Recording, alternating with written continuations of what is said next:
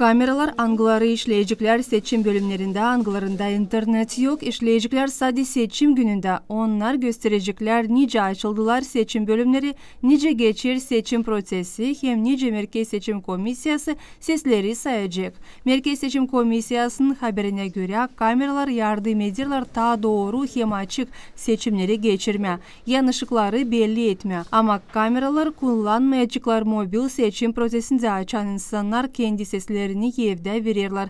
Merkez Seçim Komisyası nişanlar. Ani bakmayarak ona ani seçim dolaylarında kameralar olacaklar. Seçim prosesi geçecek lazımlı koşullara göre.